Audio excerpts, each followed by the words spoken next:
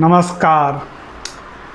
आप सभी को ज्ञान का प्रणाम। देखिए, मैंने 2 किताब लिखी है, प्रभावी संवाद कला और सब कुछ संभव है। इन दोनों ही किताबों में क्रोध की ऊर्जा का कैसे उपयोग करना है, अनावश्यक बहस में नहीं पड़ना है, प्रतिक्रिया किस तरह से बेहतर रूप में देना है, इसके बारे में विस्तार से बताया गया है। देखिए, जब आप खुश होने लगेंगे, आनंदित होने लगेंगे, सफल होने लगेंगे, या ऐसे भी कितना भी आप बेहतरीन कार्य करिए, कुछ न कुछ लोग रहेंगे जो नाराज़ होने लगेंगे। जब आपको महत्व मिलने लगेगा दुनिया से, समाज से, परिवार से, हर जगह से, तो उन पे कोई महत्व नहीं देगा, वो नाराज़ होने लगेंगे कि सारा ध्यान ये व्यक्ति खींचा चला जा रहा है, मुझ पे कोई ध्यान ही नहीं। अनावश्यक लोग नाराज़ हो जाएंगे। ऐसे भी राह चलते आपको अनगिनत लोग मिलेंगे जो बिना किसी कारण से भी आपसे लड़ना चाहेंगे, गाली गलौज कर देंगे। जीवन में हर व्यक्ति के बारे में, हर व्यक्ति के जीवन में ऐसी घटनाएं होती हैं। हर व्यक्ति के जीवन में संघर्ष का अध्याय है, आनंद का अध्याय है, कड़वे अनुभव है, मीठे अनुभव हैं। इसी से तो हमारा जीवन बनता है। शब्द बड़े अनमोल हैं, नाप तौल कर बोल। शब्द मुकुट है शीश का, शब्द ही खोले पोल। शब्द बड़े अनमोल हैं, नाप तौल कर बोल। तो इसलिए जो भी हम बोलें वह आवश्यक है। क्रोध की ऊर्जा का सदुपयोग करना है। मैं ये नहीं बोल रहा हूँ कि जीवन में कभी आप क्रोध मत करिए, कभी कभी क्रोध आवश्यक भी है। और अच्छी क्रांति या अच्छे युग की शुरुआत भी क्रोध की ही देन है। क्रोध को सकारात्मक रूप में लीजिए, अपनी ऊर्जा को बढ़ाने में लीजिए, कुछ बेहतर करने में लीजिए। अगर गांधी जी को गुस्सा न आया होता तो आगे इतना कुछ न घटित हुआ होता। तो गुस्सा आवश्यक है। चाणक्य को धनानंद की सभा में गुस्सा न आया होता तो भारत निर्माण इतना बेहतर तरीके से न आता। तो गुस्सा आवश्यक है, लेकिन हर दिन, हर पल, हर किसी से आप लड़ते झगड़ते रहेंगे तो आप कहीं नहीं पहुंचेंगे। आपकी सारी ऊर्जा ड्रेन हो जाएगी, आप कुछ नहीं कर सकते। बड़े उद्देश्य के लिए क्रोधित होना आवश्यक है, लेकिन एक एक व्यक्ति से, हर एक व्यक्ति से लड़ते रहेंगे तो आप कहाँ पहुँचेंगे, आप खुद ही सोचिए। ज़्यादा से ज़्यादा आप प्रधानमंत्री बन जाएंगे, राष्ट्रपति बन जाएंगे। उनके वीडियो के नीचे कमेंट देखिए, आपको समझ में आ जाएगा। एक से बढ़कर एक फालतू की व्यक्तिगत टिप्पणी, ये नहीं सोचते वो भारत के प्रधानमंत्री, भारत के राष्ट्रपति, भारत के संवैधानिक पद पे बैठे, या कोई एक से बढ़कर एक सेलिब्रिटी जो अपना पूरा जीवन समाज के लिए न्यौछावर कर दिया, उसके भी नीचे ऐसी फालतू कमेंट की क्या कहना। सकारात्मक आलोचना आवश्यक है, जरूरी है, स्वागत है, करिए, लेकिन किसी के अच्छे प्रयासों की सराहना भी बहुत आवश्यक है। देखिए, एक व्यक्ति थे जो सदा ही आनंदित रहते थे, हर पल। तो बहुत सारे आसपास के लोग नाराज हो जाते थे। एक व्यक्ति तो ऐसा था जो बहुत क्रोधित रहता था कि इस व्यक्ति के पास ऐसा है क्या कि हर पल आनंदित रहते हैं। यह सन्यासी इसमें है क्या कि हर पल आनंदित रहते हैं, इसके पास तो रहने को न घर है, न संसाधन है, कुछ नहीं है, फिर हर पल आनंद में कैसे रहते हैं।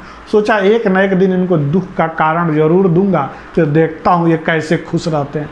देखिए, जिसको आनंदित रहना है वो हर हाल में रह लेगा। एक दिन ऐसा पल आ गया, वो पूछे उससे, वही रास्ते में वो आदमी मिल गया जो हमेशा उनसे दुखी रहता था, बहुत हमेशा वह मौका ढूंढता रहता था कि कब मौका मिलेगा कि इनको सबक सिखाएंगे कि लंबे समय तक ये खुश न रह पाएंगे। तो वो जो आनंदित व्यक्ति थे, उन्होंने पूछा कि भाई अभी कितना समय हुआ है। तो व्यक्ति को मौका मिल गया, डंडा उठाया और सर पे एक डंडा दे मारा, बोला 1 बजे हैं। अब वो जो महात्मा थे वो और गदगद होके हंसने लगे। बहुत सारे लोग इकट्ठा हो गए, क्या बात है, क्या हो गई ऐसी बात, क्यों तुम इनको मारे। फिर भी वो हंस रहे थे। लोग बोले कि आप इतना दुष्ट व्यक्ति है, इतना आपको परेशान किया, फिर भी आप आनंदित हो रहे हैं। वो बोले कि अच्छा हुआ मैं 1 घंटा पहले इससे नहीं पूछा, नहीं तो 12 बजे पूछा रहता तो फिर 12 डंडे पड़े होते। तो इसीलिए जो है वो आनंद जिसको खोजना पड़ता है, आपको आनंद लेने की कोशिश करनी पड़ती है। इसीलिए कहा जाता है as much you try to be happy you will be happy that much.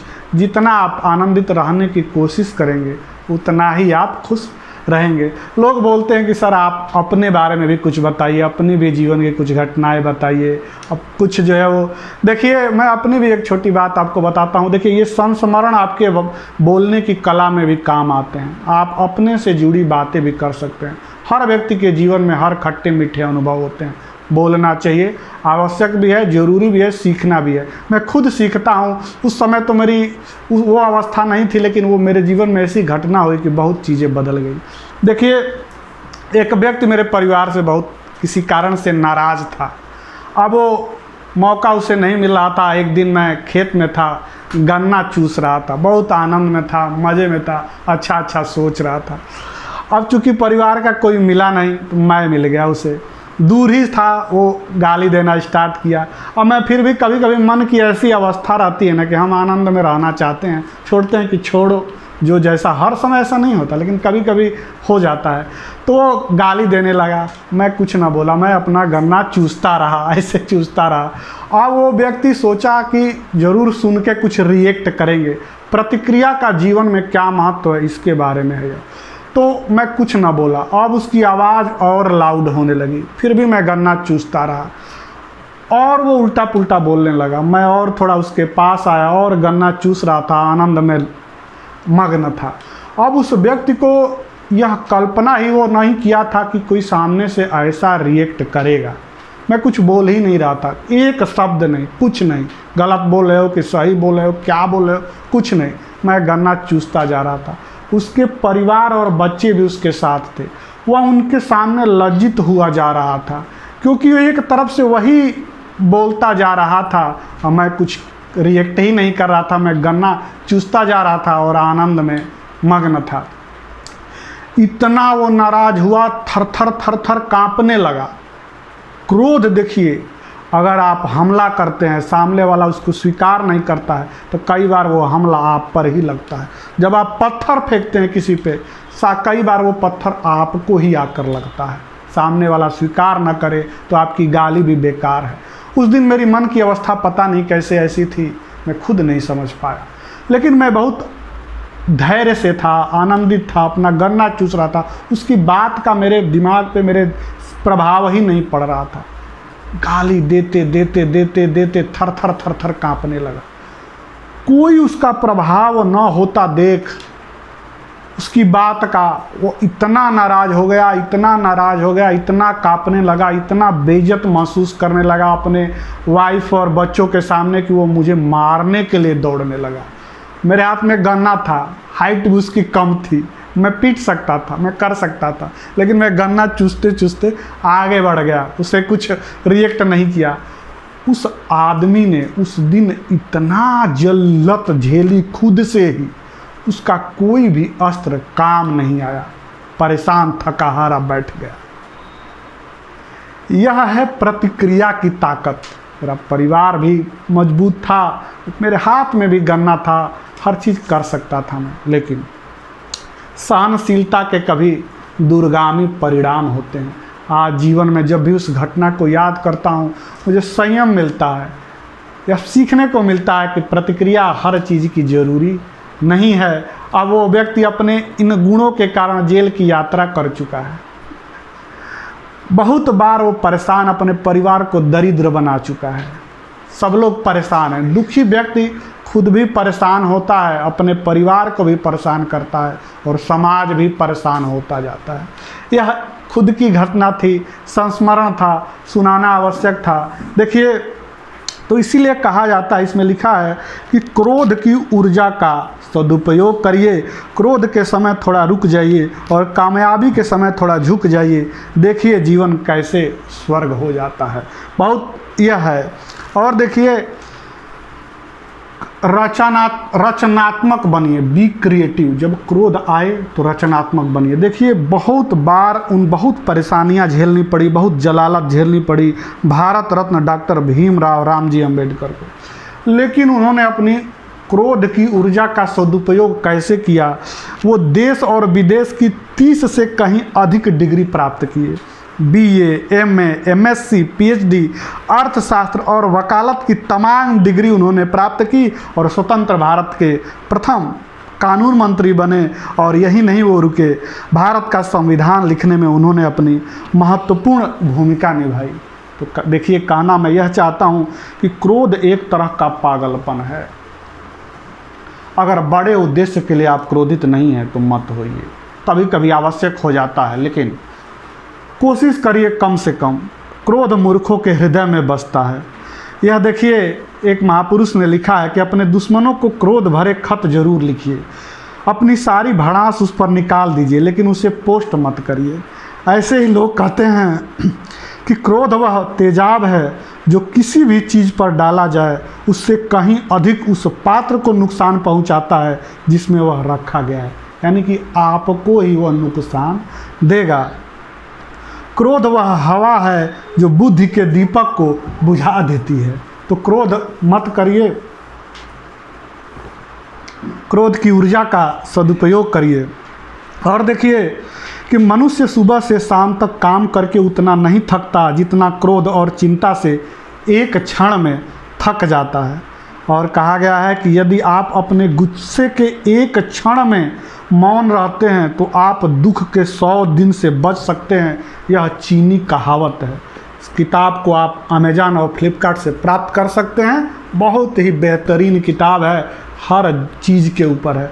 और इस उम्मीद के साथ कि आप रिएक्ट सोच समझ कर करेंगे, उस तरह अपने आप को बेहतर बनाएंगे। मैं भी बना रहा हूँ, हर क्षण आदमी अपने आप को बनाता है।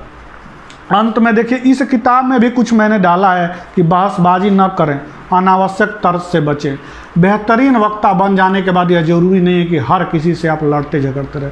अपनी ऊर्जा को सही समय के लिए बचा करके रखिए। जब मौका मिले बेहतर तरीके से डिलीवर करिए, सबको खुश कर दीजिए, लेकिन राह चलते किसी को उपदेश देने मत पड़िए, नहीं तो कोई भी आपकी बात का महत्व नहीं समझेगा। तो इसलिए जो है वो कबीरदास जी ने भी कहा है कि ऐसी वाणी बोलिए मन का आपा खोए, औरन को शीतल करे आपहु शीतल होए, औरन को शीतल करे आपहु शीतल होए। और इसमें अंत में मैं यही शायरी 2-3 आपको सुनाऊंगा, फिर इसमें विराम देंगे। कि देखिए, चंपा के 10 फूल और चमेली की एक कली, चंपा के 10 फूल, चमेली की एक कली, मूर्ख की सारी रात और विद्वान की एक घड़ी बराबर ही है। और इसी क्रम में सुनिए, देखिए, बदल जाओ वक्त के साथ या फिर वक्त बदलना सीखो। बदल जाओ वक्त के साथ या फिर वक्त बदलना सीखो। मजबूरियों को मत कोसो, हर हाल में चलना सीखो। मजबूरियों को मत कोसो, हर हाल में चलना सीखो। और देखिए, अंतिम 2 शायरी। आपके गिरने में आपकी हार नहीं, आपके गिरने में आपकी हार नहीं। आप आदमी हैं, अवतार नहीं। आप आदमी हैं, अवतार नहीं। और अंतिम सुनिए, एक मिट्टी का दिया सारी रात अंधेरे से लड़ता है। एक मिट्टी का दिया सारी रात अंधेरे से लड़ता है। आप तो भगवान का अंश हैं, आप किस बात से डरते हैं। बहुत बहुत धन्यवाद। प्रणाम प्रणाम।